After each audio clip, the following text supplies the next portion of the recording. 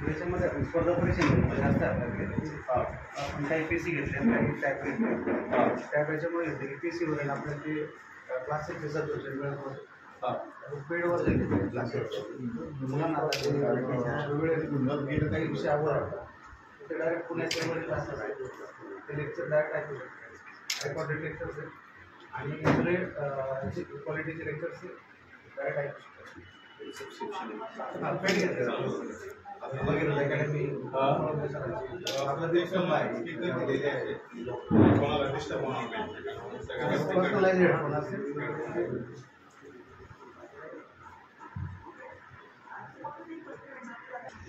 Wifi सगळं online material available आहे.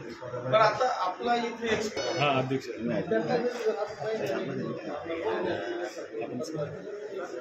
Hello दीपस्तंभाला attach येतात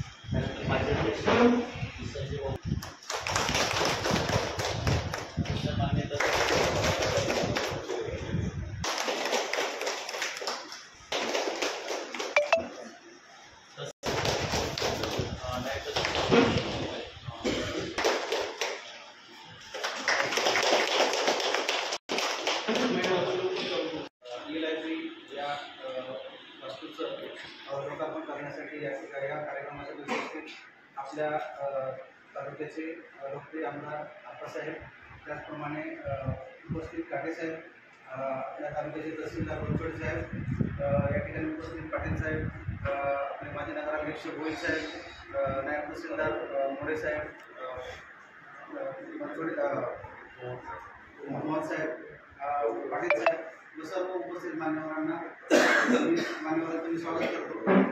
ई लायब्ररी सुरू करण्याचा उद्देश हाच की आता आपण म्हणजे आर्टिफिशियल इंटेलिजन्स त्या पुढच्या टप्प्यामध्ये गेलेलो आहोत. जग त्याच्या मागे चाललं आहे आणि आता संपूर्ण आपण बघतो की आपण आपल्या मोबाईलमध्येच आपला एवढा वेळ जातो की मोबाईलमधून जर आपल्याला काही पॉझिटिव्ह घ्यायचं असेल किंवा मोबाईल असेल टॅब असेल कॉम्प्युटर असेल तर आपल्या स्पर्धा परीक्षांचं मटेरियल सुद्धा भरपूर प्रमाणात कॉम्प्युटरमध्ये आपल्याला उपलब्ध आहे. तर त्याचा वापर आपल्या गरीब विद्यार्थ्यांना व्हावा आणि आपल्याकडे जे विद्यार्थी येतात त्याच्यामध्ये जास्तीत जास्त विद्यार्थी हे गरीब कुटुंबातले मध्यमवर्गीय कुटुंबातून येतात आणि त्यांना जे मागण्या क्लासेस आहेत ते पुणे मुंबईला जाऊन करणं शक्य नाही होत.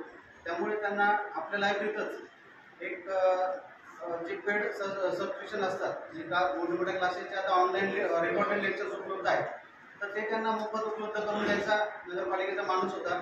याच्यामध्ये माननीय आमदार मोहोळ यांनी मागे सूचना केली होती की याच्यामध्ये ई लायब्ररी आणि जिम या दोन्ही गोष्टी लवकरात लवकर सुरू कराव्यात. तर आज आपण ई लायब्ररी सुरू केली आहे.